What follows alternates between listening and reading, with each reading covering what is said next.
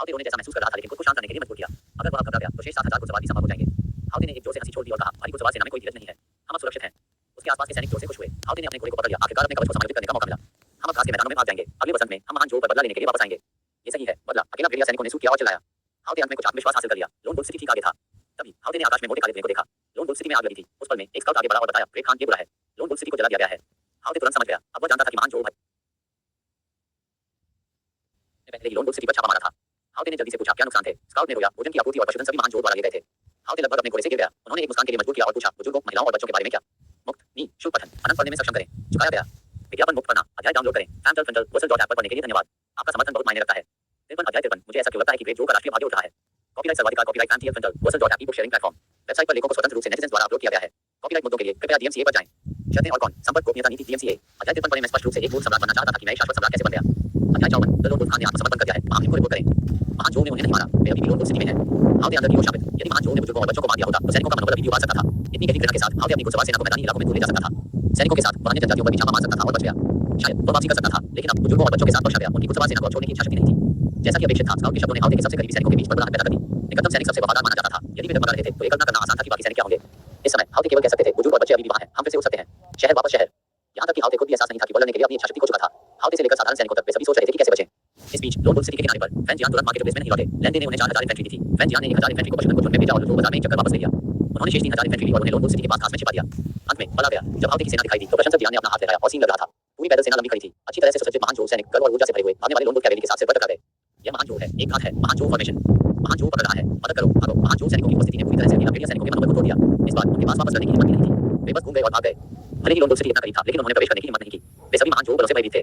Haute ने मूल रूप से कुछ कहने की योजना बनाई थी, लेकिन उनके व्यक्तिगत गार्ड पहले से ही उन्हें घेर चुके थे और उन्हें पीछे हटने के लिए एस्कॉर्ट कर रहे थे। हाउते से लेकर साधारण सैनिकों तक उनमें से किसी को भी लड़ाई जारी रखने की हिम्मत नहीं थी। फैन जियान ने अपने सैनिकों को आगे बढ़ने का आदेश दिया, जिससे घुड़सवार सेना के भागने के मार्ग को अवरुद्ध कर दिया गया। पीछे में लैंडे ने पहले से ही भारी घुड़सवार सेना को अपने कवच को हटाने और हल्की गियर में लड़ने का आदेश दिया था, क्योंकि वे पीछे हटने वाले दुश्मनों को आगे बढ़ाने के लिए आरोपित थे। दोनों पक्ष अब एक बिना हमला कर रहे थे। अकेला भेड़िया घुड़सवार सेना को पूरी अराजकता में फेंक दिया गया था। यहाँ तक कि अकेला भेड़िया झंडा जो खान का प्रतीक था, को लैंडे के अधीनस्थों में से एक द्वारा काट दिया गया था। जब झंडा गिर गया तो कई सैनिकों ने लड़ने की अपनी इच्छा खो दी। वे अब और नहीं चलाना चाहते थे। वे तुरंत अपने घुटनों पर गिर गए और आत्मसमर्पण कर दिया। एक के बाद एक अकेला भेड़िया घुड़सवारों ने महान जोर को आत्मसमर्पण कर दिया। फैन जियान ने सैनिकों को चिल्लाने का आदेश दिया। खान हाउते को पकड़ने वाले को 500 तेज का इनाम मिलेगा और मवेशी और भेड़ का 1,000 सिर। जैसा कि उन्होंने आत्मसमर्पण करने वाले बेमन सैनिकों को नियंत्रित किया, आदेशों को बेमन भाषा में दिया गया था। हाउते भयभीत ने महसूस किया कि लग रहा है कि उसके व्यक्तिगत दारू से दे रहे थे। ये किसी ने अपने शिकार पर नजर रखने का रूप था। लालच से भरा, वह बच नहीं सका। हाउते मूर्ख नहीं था। वह जानता था कि अगर वह दौड़ने की कोशिश करता है तो आसपास के गार्ड संभवतः उसके सिर को काट लेंगे और इसे इनाम के लिए महान जोर को वितरित करेंगे। तो हाउते ने अपने कवच को फेंक दिया और जोर से चिल्लाया, मैं आत्मसमर्पण करने के लिए तैयार हूं। जैसे ही ये शब्द बोले गए, जो सैनिक अभी भी तुरंत विरोध करना चाहते थे, पूरा युद्ध का मैदान आत्मसमर्पण के पक्ष में झुका। इस लड़ाई में लोगों ने 5,000 इन्फेंट्री और 4,000 भारी घुड़सवारों को भेजा। उन्होंने निर्णायक रूप से दो लोन वुल्फ जनजाति के 10,000 मजबूत घुड़सवारों को कुचल दिया। लोन वुल्फ जनजाति के खान हाउते को जिंदा पकड़ लिया गया था। पशुधन के 10,000 से अधिक सिर जब्त किए गए थे। जब युद्ध की रिपोर्ट वांगीवान में दूध यारेनी के डेस्क पर पहुंची तो वह इतना हैरान था कि वह कूद गया। यह एक महान जीत थी। ग्रेट जोर की स्थापना के बाद से यह बेमन पर सबसे बड़ी जीत थी। बेमन की 8 जनजातियों में से एक को कुचल दिया गया था और उनके खान ने जिंदा पकड़ लिया। लैंडे ने पूरा किया था कि पूरी लियाओ के 10,000 सैनिक भी करने में विफल रहे, केवल कुछ हजार पुरुषों के साथ। जियारेनी ने तुरंत लड़कों को बुलाया और कहा, जल्दी से जोर पर्वत श्रृंखला को पार करें और युद्ध की रूप को जब्त कर लें। उसके कार्यालय के अधिकारी भी रोमांचित थे। वे जल्दी से खड़े हो गए और कहा, बधाई हो महामहिम। जियारेनी ने जवाब दिया, यह महान जीत महामहिम की रणनीतिक प्रतिभा के कारण है। मैं सिर्फ महामहिम के आदेशों का पालन कर रहा था। ये सभी महामहिम का श्रेय है। मैं अपने लिए कोई भी नहीं लेने की हिम्मत करता हूं। जनरल लैंडे व्यक्तिगत रूप से उनकी महामहिम द्वारा नियुक्त किया गया था, उनकी महान प्रतिभा को पहचानते हुए। दूसरों ने जल्दी से जवाब दिया, महामहिम वास्तव में शानदार है। ये सब महामहिम की योजना का हिस्सा था, लेकिन हमें अभी भी नाविक और सैन्य अधिकारियों को सूचित करना चाहिए। आओ स्याही और कागज तैयार करें। मैं व्यक्तिगत रूप से इस जीत को महामहिम को रिपोर्ट करूंगा। दूतों को राजधानी में भेजूंगा और लोगों को इस तरह से सूचित करूंगा, लोगों ने एक बड़ी जीत हासिल की है। अल्पविराम लीतियांशी उन्हें बात का कोई अंदाजा नहीं था कि जीत की रिपोर्ट पहले से ही राजधानी के रास्ते पर थी। मैसेंजर ने लुजो से बाहर निकाला, एक लंबा घोड़ा सवारी करते हुए और चिल्लाते हुए, लुजो में महान जीत। मैसेंजर ने लुजो से दर्शन की यात्रा की, जो राजधानी की ओर नॉन स्टॉप की सवारी कर रहा था। दूत अभी भी सड़क पर था। अदालत ने अभी तक स्टेज और गड़गड़ाहट की लड़ाई का अनुमान नहीं लगाया था। जैसे ही जीत की खबर फैल गई, रास्ते में आने वाले लोग शुरू में थे। लुजो में क्या बड़ी जीत थी, लेकिन जैसे जैसे विवरण स्पष्ट हो गया, उन्होंने सीखा कि लैंडे ने बेमन की 8 जनजातियों में से एक का सत्यानाश कर दिया था, लोन वुल्फ जनजाति। लोग बहुत खुश थे, एकजुट होकर चिल्ला रहे थे, लंबे समय तक जीवित महामहिम। स्वर्ग महान जोर को आशीर्वाद देता है। आज लीतियान को एक अजीब लग रहा था कि कुछ होने वाला था। उन्होंने पीने और नृत्य देखने के लिए इंपीरियल कॉन्सुल लैंड के महल में जाने में रुचि खो दी थी। इसके बजाय लीतियान जियोवे को अल्केमी रूम में ले गया। लुइस मिंगहुई को आधे महीने के लिए महल में मजबूर कर दिया गया था, लेकिन ऐसा लग रहा था कि लीतियान उसके बारे में पूरी तरह से भूल गए थे। एक सम्राट के इस कुत्ते ने एक बार भी कीमिया रूम का दौरा नहीं किया था। ये हैरान कर दिया दाउस मिंगहुई। उसने उसे पहले स्थान पर कीमिया अभ्यास में क्यों मजबूर किया था? हालांकि लीतियान का दौरा नहीं किया गया था, अल्केमी रूम में कुछ भी नहीं था। जब भी दाउस मिंगहुई को कुछ चाहिए था तो उसे बस इतना करना था कि वह लिटिल से पूछे और सामग्री को ले दिया जाएगा। हैरानी की बात है कि जीवन यहाँ बहुत बुरा नहीं था। वेन माउंटेन संप्रदाय कीमिया और तलवारबाज दोनों में कुशल था और दाउस मिंगहुई बचपन से ही कीमिया में रुचि रखते थे। हालांकि कीमिया खतरनाक था और महत्वपूर्ण संसाधनों की आवश्यकता थी। यहाँ तक कि बीआई क्वानशेनेवे ने दाउस मिंगहुई को पर्यवेक्षण के बिना अभ्यास करने से मना किया था। लेकिन यहाँ महल में उसे कीमिया का अभ्यास करने के लिए सभी प्रकार की दुर्लभ सामग्रियों तक पहुंच थी। हालांकि दाउस मिंगहुई ने और भी अधिक रोमांचित किया। हालांकि कीमिया सूत्र थे जो लीतियान ने उसे दिया था। इस रैंडम पिल फार्मूला में एक अविश्वसनीय नाम हो सकता है, लेकिन इसने कई अविश्वसनीय रूप से शक्तिशाली केमिकल व्यंजनों को दर्ज किया। एकमात्र नुस्खा दाउस मिंगहुई सफलतापूर्वक बनाया गया एक गोली थी जिसे थंडर पिल कहा जाता था। थंडर पिल बनाने की प्रक्रिया बेहद जटिल और खतरनाक थी। अंत में सफल होने से पहले दाउस मिंगहुई कई बार विफल हो गया था। थंडर पिल के प्रभाव असाधारण के रूप में थे। ये बेहद अस्थिर था और सबसे छोटा प्रभाव इसे विस्फोट करने का कारण बन सकता है। विस्फोट शक्तिशाली था, आतिशबाजी और पटाखे में बारूद की तुलना में बहुत अधिक था। दाउस मिंगहुई ने इसे बंद करके और इसे विशेष डाइटों में से पृथ्वी में पैक करके थंडर पिल को सुरक्षित रूप से संग्रहित किया। फिर भी यह अभी भी एक अत्यधिक खतरनाक वस्तु थी। लीतियान ने कीमिया पद्धति को देखा और दाउस मिंगहुई से पूछा, छोटे राष्ट्रीय शिक्षक को क्या चाहिए? मुझे बताने के लिए स्वतंत्र महसूस करें। धन्यवाद आपकी महिमा। दाउस मिंगुई ने ईमानदारी से कहा। सम्राट के समर्थन के बिना वह कभी का अभ्यास इतनी स्वतंत्र रूप से नहीं कर पाती। वह वास्तव में लिथियान की आभारी थी। मुक्त नी शुभ पठन अनंत पढ़ने में सक्षम करें। चुकाया गया विज्ञापन मुक्त पढ़ना अध्याय डाउनलोड करें। FanTurtle पर पढ़ने के लिए धन्यवाद। आपका समर्थन बहुत मायने रखता है। 54 अध्याय 54 द लोन वुल्फ खान ने आत्मसमर्पण कर दिया है। मामहिम को रिपोर्ट करें। कॉपीराइट सर्वाधिकार कॉपीराइट FanTurtle ई बुक शेयरिंग प्लेटफॉर्म। वेबसाइट पर लेखों को स्वतंत्र रूप से नेटिजन्स द्वारा अपलोड किया गया है। कॉपीराइट मुद्दों के लिए कृपया DMCA पर जाएं। शर्तें और कौन संपर्क गोपनीयता नीति DMCA। अध्याय 54 पढ़ने में स्पष्ट रूप से एक मूर्ख सम्राट बनना चाहता था कि मैं एक शाश्वत सम्राट कैसे बन गया। अध्याय 55 अमृत अपनी महिमा प्रदान करते हुए क्या आप पश्चिमी बयूरों के परिणामों का परीक्षण कर रहे हैं। छोटे राष्ट्रीय शिक्षक क्या आपने हाल ही में कोई अमृत किया है। दाउस मिंगुई के दिल ने एक धड़कन को छोड़ दिया। क्या सम्राट यहाँ उसके परिणामों का परीक्षण करने के लिए था। ये समझ में आया भोजन और के साथ लाल प्यार करने के आधे महीने के बाद अगर उसके पास इसके लिए कुछ भी नहीं दिखता है तो वह इन पर्वत की प्रतिष्ठा धूमिल हो जाएगी। दाउस मिंगुई ने जवाब देने से पहले एक पल के लिए सोचा। आपकी महिमा मैंने हाल ही में सफलतापूर्वक एक ग्राहक की गोली बनाई है। लिथियान ने उत्सुकता से पूछा थंडरबिल इस अमृत के लिए क्या इस्तेमाल किया जाता है। दाउस मिंगुई ने जवाब दिया थंडरबिल 5 तत्वों के बाहर एक प्रमुख बल है।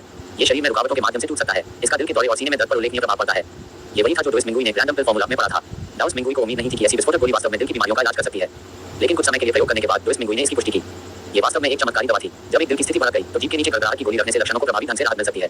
हृदय रोग के लिए एक गोली। लिथियान को कुछ निराशा हुई। उसे दिल की कोई समस्या नहीं थी इसलिए थंडरबिल उसके लिए कोई फायदा नहीं था। लेकिन कम से कम यह एक परिणाम था।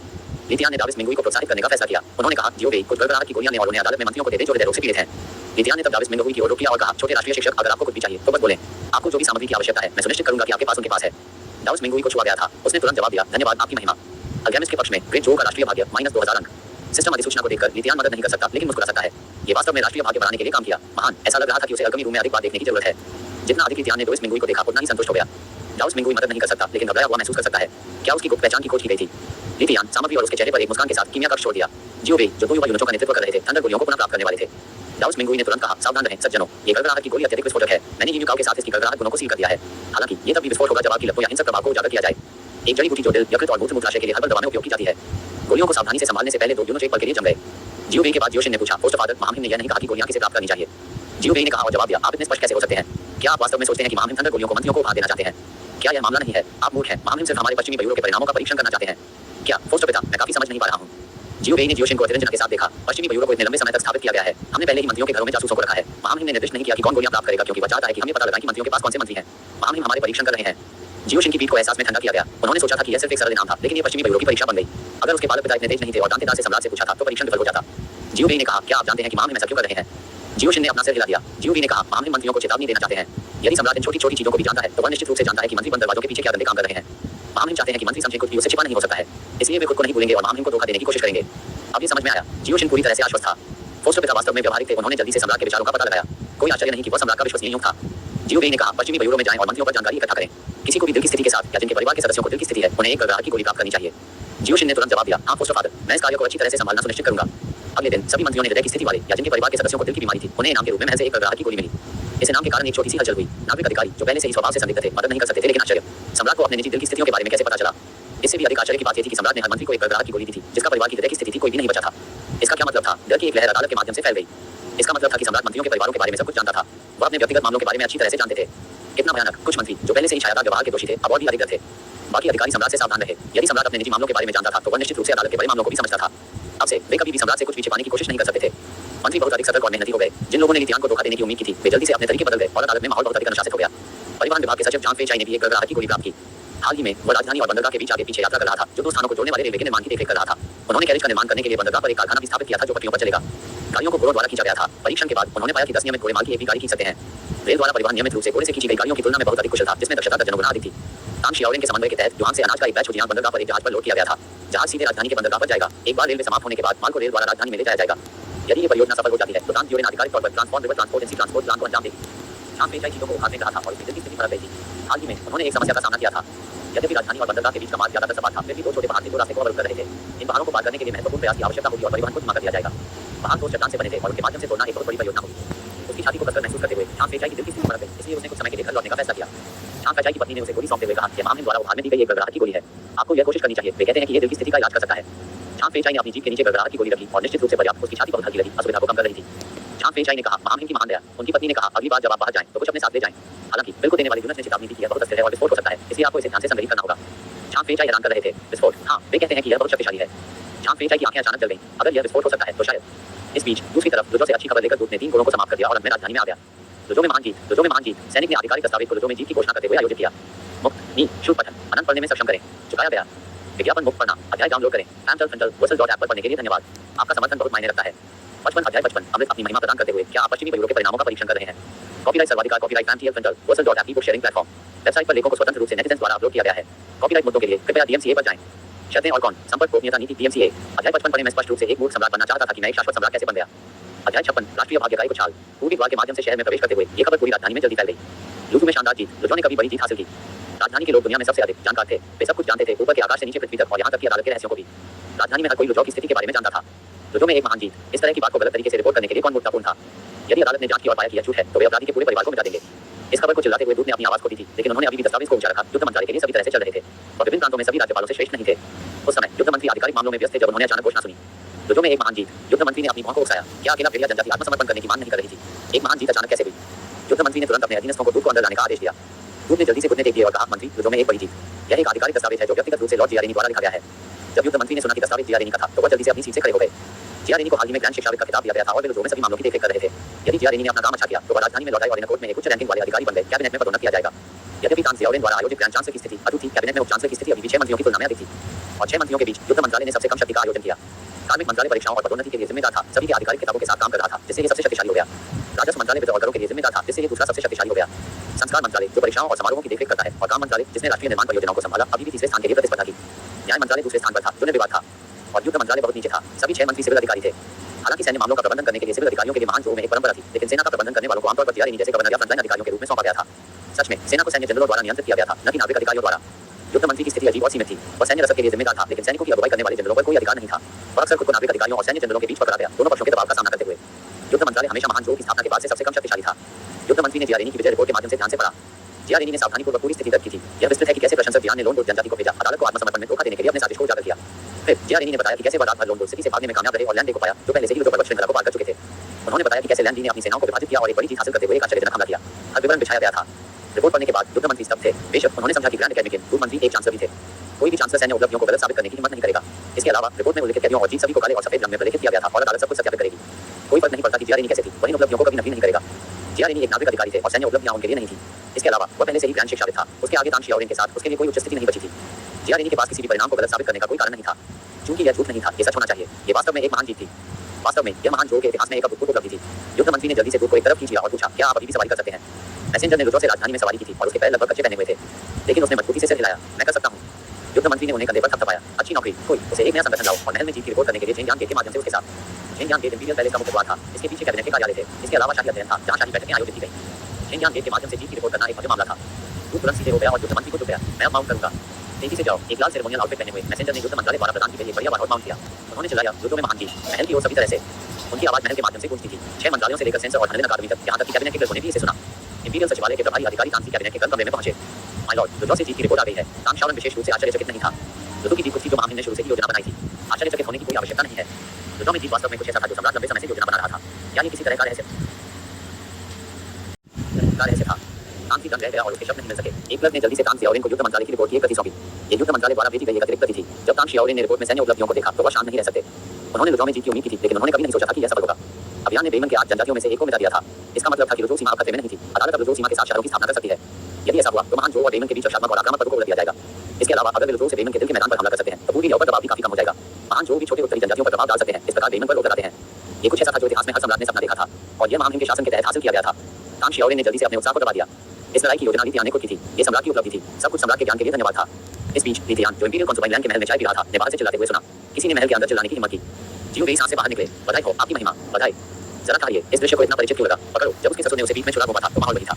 ये हो सकता है। लीतियान के भीतर पूर्वाभास की भावना बढ़ी। लीतियान ने जल्दी से पूछा, क्या बधाई है? जीव बेई ने तुरंत जवाब दिया, बधाई हो आपकी महिमा। लुजू में महान जीत। लुजू में महान जीत शब्दों को सुनने पर इंपीरियल कॉन्सुबाइन लैंड दंग रह गया। लुजू, क्या यह नहीं है कि मेरा छोटा भाई तैनात है? लुजू में एक महान जीत। इंपीरियल कॉन्सुबाइन लैंड मदद नहीं कर सकता था, लेकिन पूछता था लुजू में जनरल लैंड के बारे में क्या? उसने कैसे किराया किया? जीव बेई ने तुरंत जवाब दिया, बधाई हो आपकी लेडीशिप। जनरल लैंड ने 8000 दुश्मनों को मार डाला और एक महान जीत हासिल की।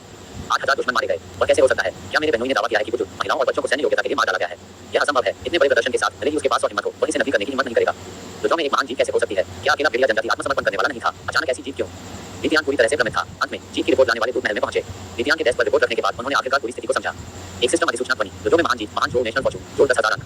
नोटिस, नेशनल फॉर्चून जोड़ 5,000 अंक इस महीने। नोटिस, यदि राष्ट्रीय भाग्य में वृद्धि जारी है तो मासिक पावर का विनाश में सुधार नहीं किया जा सकता है।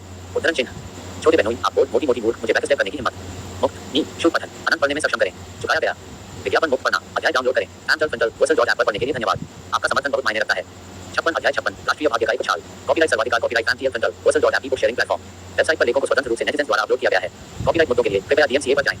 शर्तें और कौन संपर्क गोपनीयता नीति डीएमसीए। अध्याय 56 पढ़ने में स्पष्ट रूप से एक मूर्ख सम्राट बनना चाहता था कि मैं एक शाश्वत सम्राट कैसे बन गया। अध्याय 57 क्या सम्राट बहुत दयालु है? नहीं, वह एक भव्य खेल खेल रहा है। नीतियान का चेहरा गुस्से से लाल हो गया। चीफ की रिपोर्ट में हर नाम जियारेनी से लेकर फैंजियान लैंडे और लैंड तक उनकी छोटी नोटबुक में लिखा गया था। अमरता का मेरा महान कारण उनके द्वारा तोड़ की गई है। लेकिन कमरे में हर कोई इंपीरियल कॉन्सोबाइन लैंड से जियो तक नीतियान का चेहरा लाल रंग में देखा। सम्राट बहुत खुश होना चाहिए। जियो ने तुरंत घुटने टेकते हुए कहा, बधाई हो महान जो को आशीर्वाद दें। इंपीरियल कॉन्सोबाइन लैंड ने पीछा किया और साथ ही साथ बधाई आपकी महिमा आनंद आपकी महिमा। नीतियान को चक्कर आ रहा था, लेकिन एक और भी अधिक दबाव वाला मामला उसके सामने खड़ा था। एक और प्रणाली अधिसूचना बनी। राष्ट्रीय मामलों की प्रणाली सक्रिय है। हमें लोन जनजाति हाउते के पकड़े गए खान को कैसे संभालना चाहिए।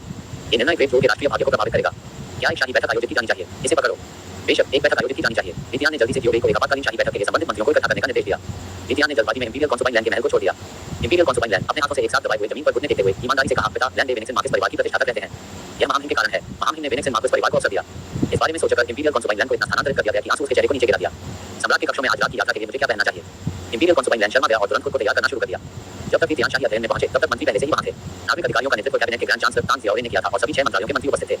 सैन्य पक्ष में सही गार्ड सेना के 2 जिला कमांडरों के साथ ओवान किंतियान ने आंका था। नीतियान ने अपना गला साफ किया और कहा, माननीय मंत्री, हम लोगों में एक बड़ी जीत है। सभी मंत्रियों ने तुरंत जवाब दिया, बधाई हो आपकी महिमा। स्वर्ग महान जो को आशीर्वाद दें। नीतियान को अपने दिल में एक अजीब असुविधा महसूस हुई। वह यह महसूस नहीं कर सकता था कि वे उसका मजाक उड़ा रहे थे, लेकिन क्या उन्होंने वास्तव में कुछ भी गलत किया? इंतजार। नीतियान ने तांग शियाओरेन को देखा। अगर यह अपने ससुर के लिए झांग फेचाई के साथ साजिश रचने के लिए नहीं था, तो शस्त्रागार में हथियारों को नवीनीकृत करने के लिए लैंड ने इस लड़ाई को नहीं जीता होगा। अच्छा, मैं उन्हें इसके लिए जवाबदेह पकड़ना सुनिश्चित करूंगा। कम से कम मैं झांग फेचाई को शस्त्रागार से दूर स्थानांतरित करने के लिए पर्याप्त चतुर था। अगर वह आदमी रुका होता और अपना काम जारी रखता तो काम मंत्रालय बर्बाद हो जाता। बस डर के बारे में सोचते हुए झांग फेचाई ने नीतियान की इच्छा के कारण बहुत से सीधे दक्षिण में भेज सकता है लिंगन को। लानत है, लेकिन संभालने के लिए अधिक दबाव वाले मामले थे। नीतियान ने पूछा, माननीय मंत्री, चलो चर्चा करते हैं कि हमें लोन जनजाति के खान के साथ कैसे निपटना चाहिए। हाउते। इस समय पुराने जनरल किंतियान ने पहले बात की। बेशक हमें एक बलिदान के लिए बंदी की पेशकश करनी चाहिए और अनुष्ठान के लिए उसे मानना चाहिए। किंतियान ने अपने जीवन के अधिकांश समय के लिए वेमन के खिलाफ लड़ाई लड़ी थी और उनके प्रति गहरी घृणा को परेशान किया था। उनका सुझाव सबसे कट्टरपंथी था। एक बार जब किंतियान ने बात की तो अन्य 2 सैन्य जनरलों चुप रहे। तांग शियाओरे ने हल्के से खांसी की और कहा, आपकी महिमा, एक बंदी को मारना बीमार है। चूंकि हाउते ने स्वेच्छा से आत्मसमर्पण कर दिया था, इसलिए उसे राजधानी में कैद किया जाना चाहिए। किंतियान ने तांग शियाओरेन को देखा, लेकिन तांग शियाओरेन हैरान रह गए और जारी रखा, ये भी वेमन के अन्य खानों को दिखाएगा कि आत्मसमर्पण करने का मतलब अस्तित्व है। इस बिंदु पर सिस्टम ने एक संकेत प्रदर्शित किया। लोन वुल्फ जनजाति हाउते के खान का इलाज कैसे किया जाना चाहिए। विकल्प 1, एक बलिदान के लिए बंदी की पेशकश करें। सैन्य प्रतिष्ठा जोड़ 30 महान जो नेशनल फॉर्चून जोड़ 3000 अंक। विकल्प 2, राजधानी में कैद। सिविल प्रतिष्ठा जोड़ 30 महान जो नेशनल फॉर्चून जोड़ 3000 अंक। विकल्प 3, अन्य। मुझे किसे चुनना चाहिए? वे सभी जोड़ 3000 अंक देते हैं। मुझे कैसे तय करना चाहिए? नहीं, मुझे विकल्प 3 चुनना होगा। नीतियान ने एक पल के लिए सोचा और कहा, आप दोनों मंत्री राज्य को नियंत्रित करने में मूल्यवान अनुभव लाते हैं, लेकिन मुझे अभी भी लगता है कि कुछ सही नहीं है। पिछली इंपीरियल बैठक के दौरान हम लोन वुल्फ जनजाति के आत्मसमर्पण को स्वीकार करने की योजना बना रहे थे। अब जब पूरे लोन वुल्फ जनजाति ने आत्मसमर्पण कर दिया है, तो इसका अनिवार्य रूप से इसका मतलब है कि उन्होंने महान जो को प्रस्तुत किया है। शासक से कोई खाली शब्द नहीं होना चाहिए। हमें अपने पिछले समझौते के साथ आगे बढ़ना चाहिए और हाउते को मार्क्वेस ऑफ विहान का शीर्षक देना चाहिए, जिससे लोन वुल्फ जनजाति को जो को स्थानांतरित करने की अनुमति मिलती है। नीतियान के बोलने के बाद सभी मंत्रियों ने आपस में चर्चा करना शुरू कर दिया। किंतियान शुरू में विरोध करना चाहता था, लेकिन तांग जियारे ने अचानक कहा, आपकी महिमा बिल्कुल सही है। मैं अपनी सोच में बहुत कम था। हमें हाउते को मार्क्वेस ऑफ विहान का शीर्षक देना चाहिए। कोर प्रतिष्ठा -20 महान जो नेशनल फॉर्चून -1000 अंक। उपलब्धि अनलॉक, एक महिला की परोपकार। उपलब्धि इनाम, आत्मा शुद्धिकरण गोली। आत्मा शुद्धिकरण गोली शरीर से अशुद्धियों को दूर करता है, प्रतिभा में काफी सुधार। ये बहुत खतरनाक है। सौभाग्य से वह स्थिति को चारों ओर मोड़ने में कामयाब रहा और यहाँ तक कि एक अतिरिक्त इनाम भी प्राप्त किया। नीतियान ने थोड़ा कम राष्ट्रीय भाग्य को देखा और अंत में राहत की सांस ली। कैबिनेट के ग्रैंड चांसलर तांग जियारे ने नीतियान का दृढ़ता से समर्थन किया और उसके बाद सभी सिविल अधिकारियों ने अपने समर्थन को आवाज दी। पूर्ण रूप से विरोध करना चाहते थे, किंतियान के पास नीतियान और ग्रैंड चांसलर के एक समझौते पर पहुंचने के बाद चुप रहने के अलावा कोई विकल्प नहीं था। ओवान के मार्किस ने केवल एक ठंडे खिलाड़ी को बाहर कर दिया, जो निर्णय को स्वीकार कर रहा था। एक बार लोन वुल्फ जनजाति से निपटने के तरीके की बात जल्दी में तय की गई। राष्ट्रीय भाग्य ने आखिरकार बनना बंद कर दिया। नीतियान थका हुआ महसूस कर रहा था। महल में लौट आया, जबकि तांग जियाओरेन और अन्य महल से बाहर चले गए। लॉर्ड तांग, आप चाटुकार करते हैं। आपने महामहिम के फैसले का समर्थन क्यों किया? जैसे ही तांग शियाओरेन ने महल से बाहर निकाला, किंतियान ने उसका पीछा किया और गुस्से से पूछा। तांग शियाओरेन ने तुरंत जवाब दिया, ओवान के मार्किस, सुख के साथ रुकें, मेरे सवाल का जवाब दें। किंतियान ने मांग की। तांग शियाओरेन ने जवाब दिया, ओवान के मार्किस, यह महामहिम की एक बड़ी रणनीति है। महान रणनीति। किंतियान ने तुरंत अपनी वास्तविक ऊर्जा जारी की। एक ग्रैंड मास्टर अपनी वास्तविक ऊर्जा को पूर्णता के लिए नियंत्रित कर सकता है और एक पल में आसपास की हवा को पूरी तरह से सील कर दिया गया था। किंतियान ने कहा, भगवान तांग स्वतंत्र रूप से बोलते हैं, कोई भी हमारी बातचीत नहीं सुनेगा। तांग जियाओरेन ने कहा, ओवान के मार्किस, हाउते को मार्क्वेस ऑफ विहान की उपाधि प्रदान करते हुए उसे एक बलिदान के रूप में पेश करने से बेहतर है। ऐसा कैसे? किंतियान ने पूछा। तांग शियाओरेन ने समझाया, ओवान के मार्किस, वेमन की 8 जनजातियों के बीच महान घुसपैठ है, लेकिन जब महान जो के साथ सामना किया जाता है तो वे हमेशा एकजुट रहे हैं। यदि हम चाहते हैं कि हमारे दुश्मन नष्ट हो जाए तो सबसे अच्छा तरीका आंतरिक संघर्ष का कारण है। लोन वुल्फ जनजाति के आत्मसमर्पण के लिए अनुरोध, हालांकि यह उनकी योजना हो सकती है। महामहिम ने अपना मूल वादा निभाया और हाउते को मार्क्वेस ऑफ विहान का शीर्षक दिया। आपको क्या लगता है कि वेमन के अन्य जनजातियां क्या सोचेंगे? किंतियान एक स्मार्ट आदमी था। उन्होंने तुरंत जवाब दिया, उन्हें लगता है कि अकेला वुल्फ जनजाति वास्तव में देशद्रोहियों का एक प्लान है। तांग जियाओरेन मुस्कुराया और कहा, वास्तव में घास के मैदानों के लोग गद्दारों का इलाज कैसे करते हैं? मुझे यकीन है कि आप मुझसे बेहतर समझते हैं। ओवान के मार्किस, हाउते को मार्क्वेस ऑफ विहान का शीर्षक देने का मतलब है कि पूरी लोन वुल्फ जनजाति 1000 से अधिक लोगों से अधिक कभी भी घास के मैदानों में लौटने में सक्षम नहीं होगी। उनके पास महान जो के प्रति वफादार होने के अलावा कोई विकल्प नहीं होगा, या फिर वे अन्य जनजातियों द्वारा मारे जाएंगे यदि वे वापस जाते हैं। ओवान के मार्किस, कितना शानदार महामहिम की योजना है। किंतियान पूरी तरह से आश्वस्त था। महामहिम वास्तव में एक शानदार दिमाग है। मैं पूरा हो रहा हूँ। तांग जियाओरेन ने जारी रखा, इसके अलावा हाउते को मार्क्वेस ऑफ विहान का शीर्षक एक और लाभ है। मुफ्त नी शुभ पठन अनंत पढ़ने में सक्षम करें। चुकाया गया। विज्ञापन मुक्त करना अध्याय डाउनलोड करें। Sam central Vercel dot app पर पढ़ने के लिए धन्यवाद। आपका समर्थन बहुत मायने रखता है। 57 अध्याय 57 क्या सम्राट बहुत दयालु है? नहीं, वह एक भव्य खेल खेल रहा है। कॉपीराइट सर्वाधिकार copyright Sam central Vercel dot app ई बुक शेयरिंग प्लेटफॉर्म। वेबसाइट पर लेखों को स्वतंत्र रूप से नेटिजन द्वारा अपलोड किया गया है। कॉपीराइट मुद्दों के लिए कृपया डीएमसीए पर जाएं। शर्तें और कौन संपर्क गोपनीयता नीति डीएमसीए। अध्याय 57 पढ़ने में स्पष्ट रूप से एक मूर्ख सम्राट बनना चाहता था कि मैं एक शाश्वत सम्राट कैसे बन गया। अध्याय 58 झांग फेचाई एक और बड़ी चाल तैयार कर रहा है। ये बेईमान जनजातियों के अन्य खानों को एक संदेश भेजता है कि जब तक वे आत्मसमर्पण करते हैं वे रह सकते हैं। फिर अगली लड़ाई में बेईमान के अधिक लोग आत्मसमर्पण करने के लिए तैयार होंगे। जीवित रहना मरने से बेहतर है ना? इम्तियान ने बात से हिलाया। तांग जियाओलिन ने कहा, कुरान के मार्केस के सिर्फ एक छोटे से शीर्षक के साथ महामहिम एक ही बार में 2 लक्ष्यों को प्राप्त कर सकते हैं। वास्तव में शानदार। तांग जियाओलिन ने कहा, यह महामहिम का फैसला था और तभी मैंने ये सब सोचा था। मुझे वास्तव में शर्म महसूस होती है। चांसलर के रूप में मुझे हमेशा महामहिम के मार्गदर्शन की आवश्यकता है। मैं वास्तव में महामहिम के विश्वास के लिए योग्य हूँ। इम्तियान शर्मा गया। वह जानता था कि जब तांग जियाओलिन अपने बारे में बोल रहा था तो वह वास्तव में इम्तियान को लगा रहा था। इम्तियान ने कहा, मैं बहुत संकीर्ण सोच रहा हूँ। अब से मैं महामहिम के फैसलों का पालन करूंगा। हालांकि इम्तियान ने कहा, लेकिन इस बार लेन-देन ने एक अभूतपूर्व जीत हासिल की है। आपका कैबिनेट और युद्ध मंत्रालय बहुत कंजूस नहीं हो सकता है। यदि आप बहुत तंग हैं तो हम सैन्य रईस के लिए खड़े नहीं होंगे।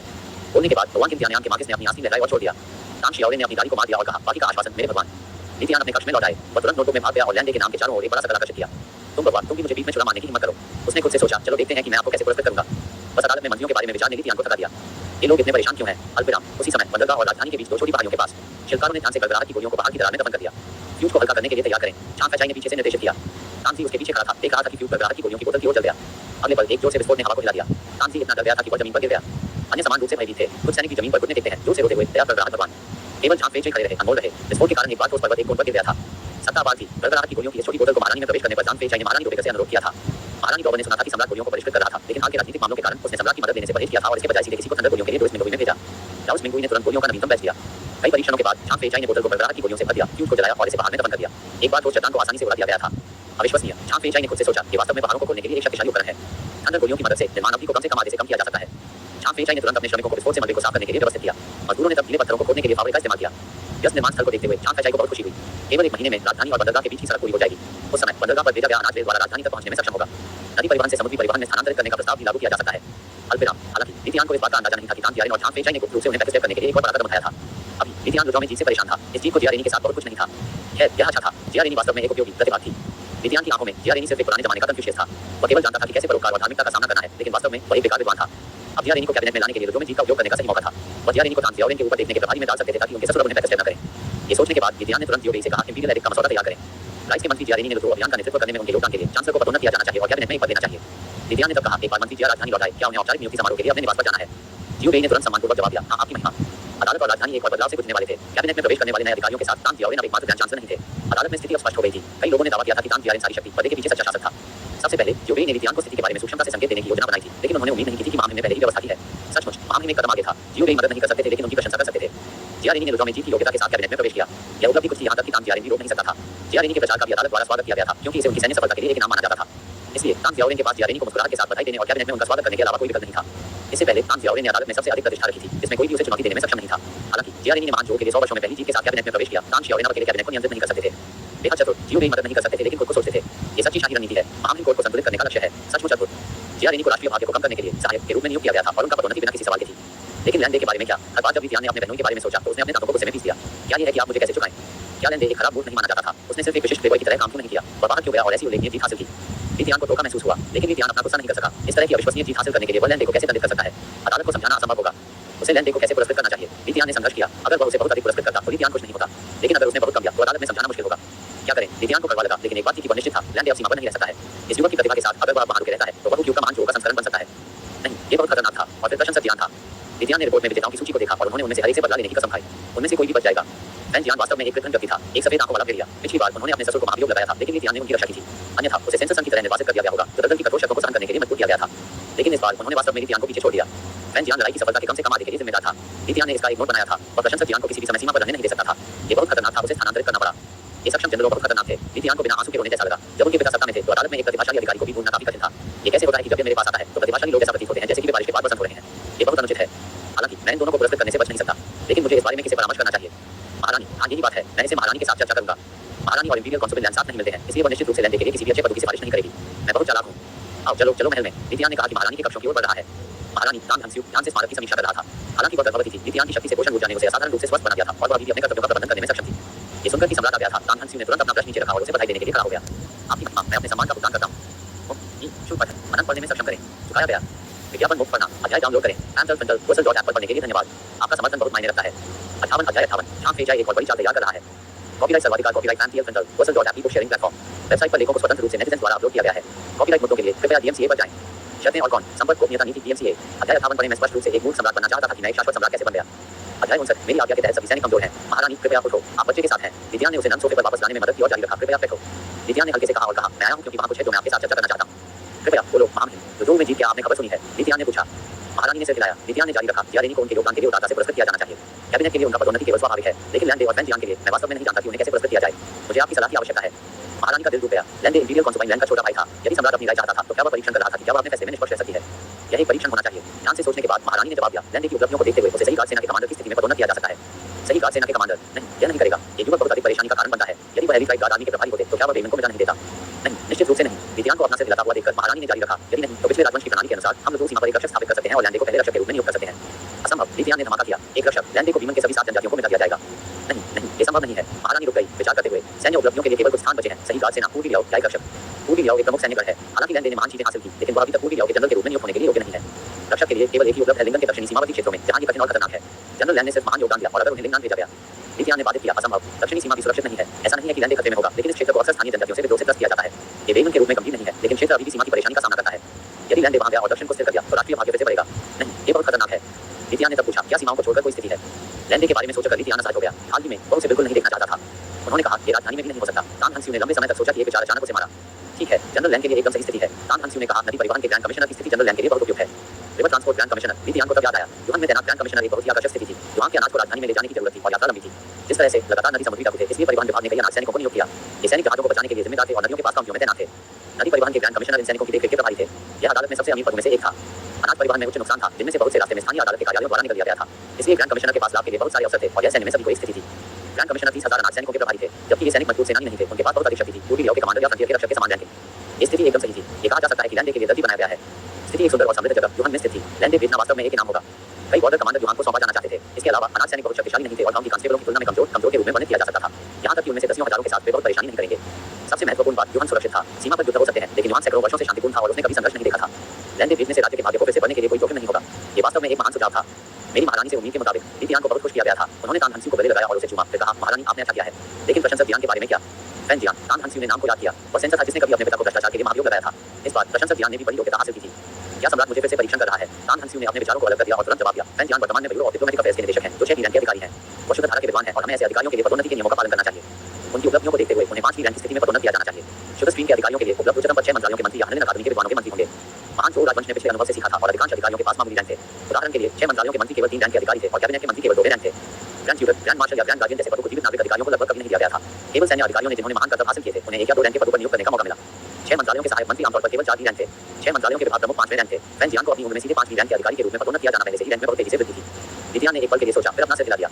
एक मंत्रालय के एक विभाग प्रमुख के रूप में प्रशंसक जियान पूरे दिन राजधानी भटकते रहेगा और 6 मंत्रालयों के विभाग प्रमुखों के पास काफी शक्ति थी, क्योंकि उन्होंने महान चोल राजवंश के मामलों को नियंत्रित किया था। फैन जियान की क्षमताओं के साथ क्या होगा अगर वह फिर से परेशानी को दूर करता है? नहीं, मैं उसे 6 मंत्रालयों में रहने नहीं दे सकता। ये व्यक्ति बहुत खतरनाक है। 6 मंत्रालयों के विभाग प्रमुख की स्थिति काम नहीं करेगी। तब शायद हनलिन अकादमी में विद्वान इन अटेंडेंस की स्थिति हो सकती है। यह एक महत्वपूर्ण स्थिति है। ये शुद्ध धारा के विद्वानों के बीच एक अत्यधिक प्रतिष्ठित भूमिका है। विद्वान इन अटेंडेंस सम्राट और क्राउन प्रिंस को इतिहास और क्लासिक्स पर ध्यान देता है। इसका मतलब महल में हर दिन बिताना है। हालांकि लीतियान ने पहले से इंपीरियल लेक्चर को रोक दिया था। भविष्य में जब क्राउन प्रिंस का जन्म हुआ तो उन्हें अध्ययन करने की आवश्यकता होगी। इसके अलावा विद्वान इन अटेंडेंस की औपचारिक कर्तव्यों के लिए जिम्मेदार है और अक्सर आंतरिक अदालत में घूमता है।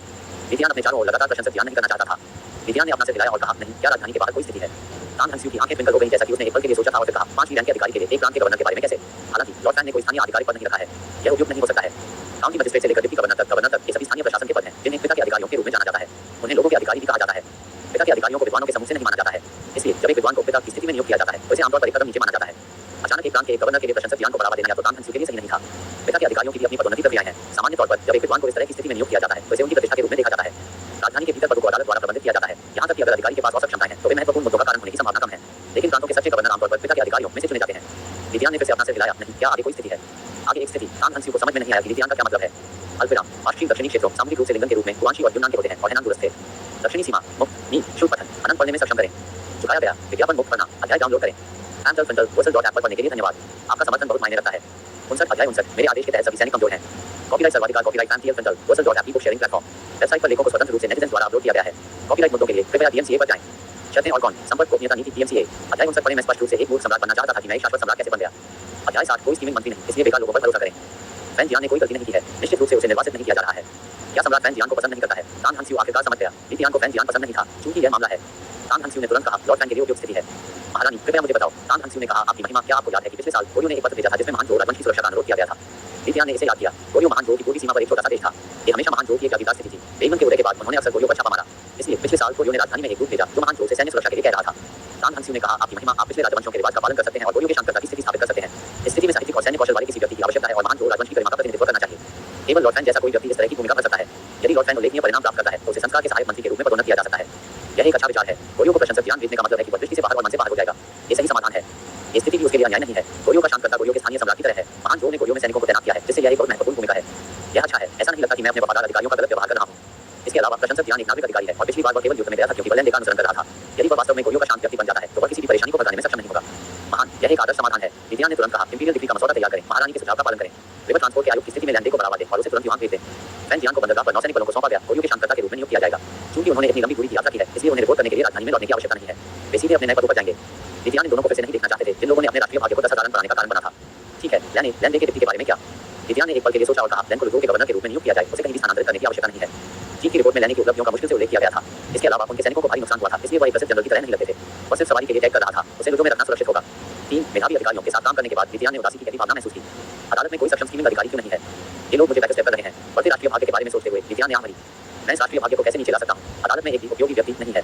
नहीं, मेरे पास पश्चिमी बयूरो को ध्यान से जांच करनी चाहिए और पता लगाना चाहिए कि अदालत में कौन स्कीमिंग करता है। मुझे उनका अच्छा उपयोग करना चाहिए। विद्यान ने संतुष्टि में महारानी के कक्षों को छोड़ने के बाद तान हंसू को सुगंधित पसीने में डुबो दिया गया था। सम्राट के करीब होना एक बाप के करीब होने जैसा था। उनका अधिकार दिन प्रतिदिन मजबूत हो रहा था। इससे पहले सम्राट वास्तव में उसकी सलाह नहीं ले रहा था, बल्कि उसका परीक्षण कर रहा था। सम्राट ने पहले ही अपने पदों के बारे में अपना मन बना लिया था। उसे पूछना सिर्फ सुनिश्चित करने के लिए था कि वह किसी भी व्यक्तिगत पूर्वाग्रह को परेशान न करे। तान हंसू ने फिर से आंखें भरी। सम्राट वास्तव में बुद्धिमान था। उसका